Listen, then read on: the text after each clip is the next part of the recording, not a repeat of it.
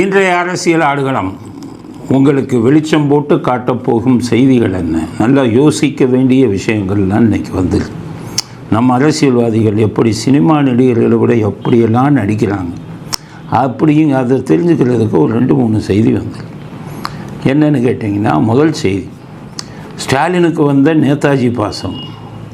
ஸ்டாலினுக்கு எப்போவுமே ஈவேரா பாசம் வரும், அவங்க அப்பாவுக்கு. இல்லை அண்ணாதுரை பாசம் வரும். கருணாநிதிக்கு ஈவேரா பாசம், அண்ணாதுரை பாசம், இதுதான் ரொம்ப அதிகம் இருக்கும்.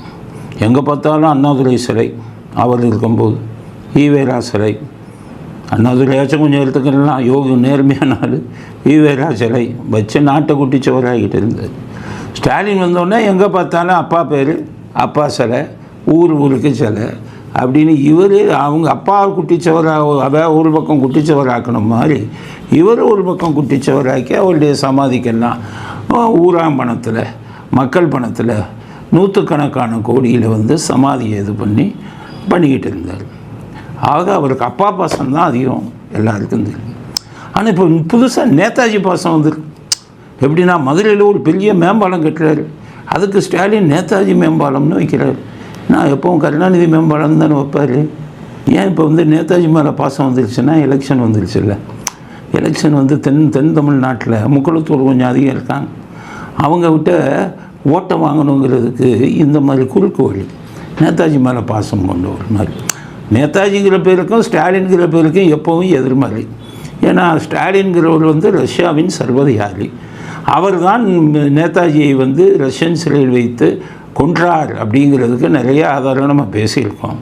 அதனால தான் ஸ்டாலின்னு பார்த்தாலே எல்லாருக்குமே கோபம் வரும், இவர் நேதாஜி கொண்டாடாச்சுன்னு. அந்த பேரை வச்சுருக்காரு இவருக்கு நேதாஜி மேலே. ஏன்னா அவரே அவருடைய புத்தகத்தில் எழுதுகிறார், அவருடைய வாழ்க்கை வரலாறு புத்தகத்தில், உங்களில் ஒருவன் அப்படின்னு. அதிலே என்ன சொல்கிறாரு, இவர் ஒரு பெரிய கிறிஸ்தவ பள்ளிக்கு போகும்போது, சர்ச் பார்க், ஜெயலலிதாவும் படித்தப்போது அந்த பள்ளிக்கு வந்து அப்போ அதில் கோ எஜுகேஷன், அப்போ ஆண்கள் பெண்கள்லாம் சேர்ந்து படிப்பாங்க. அதனால் கருணாநிதி என் பையன் வந்து எப்படியும் இதில் தான் படிக்கணும், சர்ச் பார்க்கில் தான் படிக்கணும்னு ரொம்ப இதாக இருந்து அனுப்புனார். அவங்களும் சரி, அப்போ அவர் கருணாநிதி மந்திரியாவோ ஏதோ இருந்தாருன்னு வைங்க. அதனால் உடனே அவங்க சரி மந்திரி சொல்கிறாரு, இல்லை முதலமைச்சர் சொல்கிறாரு, எதிர்கட்சி தலைவர் சொல்கிறாருன்னு சொல்லி, அப்போ காமராஜ் இருக்கும்போது தான் இவர் ஸ்கூலுக்கு போனாருன்னு நினைக்கிறேன். அதனால் மந்திரி சொல்கிறாரு, எம்எல்ஏ சொல்கிறாருன்னு சொல்லி இவருக்கு முடிவெடுத்து எல்லாத்தையும் இது பண்ணும்போது ஃபில்லப் பண்ணாங்க. ஸ்டாலின்னாரு, உனக்கு சீட் இல்லைப்பான்னு அனுப்பிட்டாங்க. ஸ்டாலினுக்கும் புரியலை, கருணாநிதிக்கும் புரியலை. என்னடா நான் ஸ்டாலின் சொன்னோன்னு அனுப்பிட்டான். அதுக்கு காரணம் அவங்க ரொம்ப நாட்டுப்பற்று கொண்ட ஒரு கிறிஸ்தவ ஒரு பள்ளியாக இருப்பாங்கன்னு நினைக்கிறேன். நேதாஜியை கொன்றதே சர்வாதிகாரி ஸ்டாலின் தான். அவன் கொலைகாரன் மட்டுமல்ல, ஒரு நாட்டின் சர்வாதிகாரி அப்படின்னு அவர் மேலே உள்ள விருப்பில் தான் அவங்க வந்து அந்த சீட்டு கொடுக்காம மறுத்தாங்க.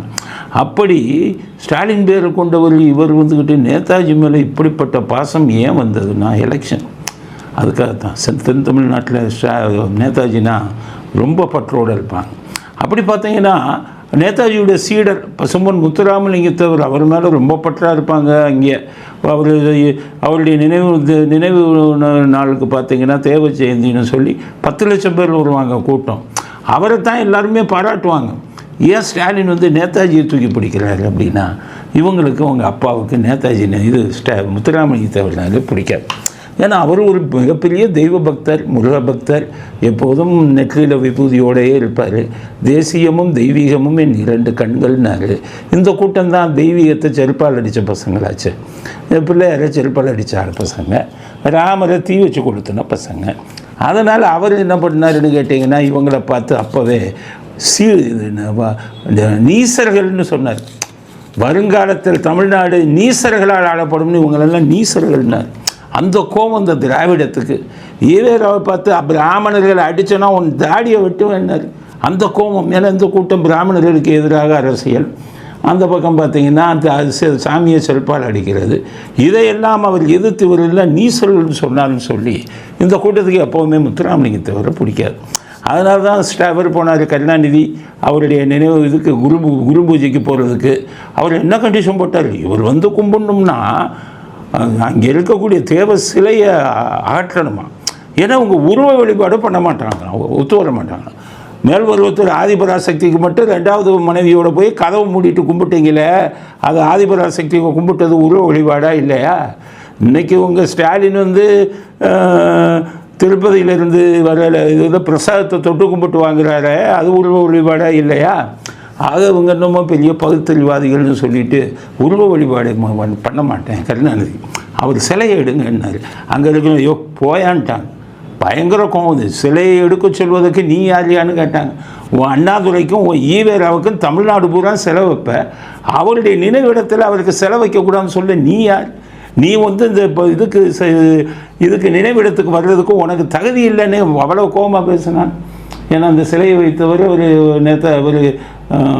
பசும்பொன் முத்துராமலிங்க தேவர் நெருக்கிய உணவு உறவினர் பாண்டிங்கிறவர் தான். நல்லா கேட்டாங்க அங்கே மாவட்ட செயலாளர் வந்தவங்ககிட்ட, அவர் வருவார் அப்படின்னு. இப்போ சூப்பா தங்கவேலன்னு மாவட்ட செயலாளர், அவர் என்ன இருக்காரா என்னன்னு தெரியல, அவரை கூப்பிட்டு கேட்டு பாருங்கள் என்ன கேள்வி கேட்டாங்க. என்ன கருணாநிதி, நீ யார் அங்கே வர்றதுக்கு, உங்களெல்லாம் நீசர்கள்னு சொன்னாங்க. அது ஒரு பக்கம் இருக்குது. அதனால தான் ஸ்டாலின் அங்கே போனாருன்னு இங்கே விபூதி கொடுத்தாங்கன்னா கீழே கூட்டுவார். இவங்களுக்கு பிடிக்காதுன்னா என்ன அர்த்தம்? கொள்கை நீதி நீசர்கள்னு நம்மளை கேவலமாக சொன்னாங்கங்கிறது ஒன்று, நாகப்பிடுங்கிற மாதிரிலாம் கேட்டார் ஒன்று. இன்னொன்று என்னென்னா, அவரை கும்பிட்டா பட்டியலினத்து மக்கள் ஓட்டு விழுவாங்க அப்படின்னு ஒரு இது. அந்த காலத்தில் அவர் உயிரோடு இருக்கும்போது பார்த்தீங்கன்னா முக்குளத்தூரை விட பட்டியலினத்து மக்கள் தான் ஓட்டை போடுவாங்க, பொட்டியவே தூக்கிட்டு போயிடுவாங்க எதிர்கட்சி பொட்டியெல்லாம். அவருடைய வெற்றிக்கு முக்கிய காரணமே வந்து பட்டியலினத்து மக்கள் தான். அதனால தான் இந்த இந்திரா காந்தி கதை சொன்னல உங்களுக்கு, இந்த ஒரு ஜார்ஜ் ஃபெர்னாண்டஸை தோக்கடித்தாங்க 10 கோடி செலவு பண்ணின்னு, அதே இதை நேரு கடைப்பிடிச்சார். இவர் பசும்பொன் முத்துராமலிங்க தேவர் வந்து பார்லிமெண்ட்டில் போய் நேதாஜி உயிரோடு இருக்கிறாருன்னா அவருக்கு கோவம் வந்தது. நேதாஜி வந்தால் நம்ம பிரைம் மினிஸ்டர் பதவி போகும், இந்த ஆள் உயிரோடு இருக்காருன்னு சொல்கிறாரு, தூண்டி விடுறாருன்னு தான் காங்கிரஸ்காரவங்களை இங்கேருந்து கூப்பிட்டு அவரை தோக்கடிங்கன்னாங்க.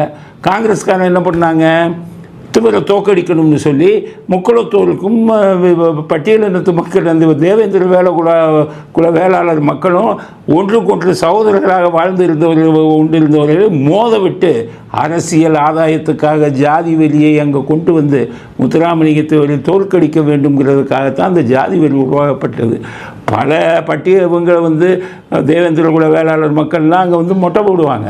நிறைய நிலங்கள்லாம் அங்கே தான் கொடுத்தாரு. சில முட்டாள்கள் நிலத்தை கொடுத்ததுக்கு ஆதாரம் கொடுன்னா நீ வா இங்கே, நான் பட்டா நம்பரோடு சொல்கிறேன். அப்படி அவர் வந்து அவங்க மேலே இதுவாக இருந்தார் பாசத்துடன். அதனால் அவர் என்றைக்கும் ஜாதியை பார்த்ததில்லை. அதனால தான் சொன்னல, ரெக்கமெண்டேஷனுக்கு தேவர் வீட்டு ஒருத்தரும் பிள்ளைமார் வீட்டு ஒருத்தரும் பையனும் போகும்போது பிள்ளைமார் பையனுக்கு தான் லெட்டர் கொடுத்தாரு. அப்போ அவர்கிட்ட கேட்டாங்க, உங்கள் ஜாதி உங்கள் ஃபார்வர்டு பிளாக் கட்சியோட மாவட்ட செயலாளர் அவருக்கு ஏன் கொடுக்கலன்னு சொல்லும்போது, அந்த என்னுடைய ஃபார்வர்டு பிளாக் கட்சி மாவட்ட செயலாளர் பையனுக்கு அவங்க அப்பா இருக்கார், மாவட்ட நல்ல வசதி உள்ளவர். ஆனால் அந்த பிள்ளைமார் வீட்டு பையனுக்கு அப்பா இறந்து அவங்க அம்மா மட்டும் இருக்காங்க. அதனால் நான் ஒரு மனித நேயத்தோடு அவருக்கு கொடுத்தேன்னு சொன்னவர்.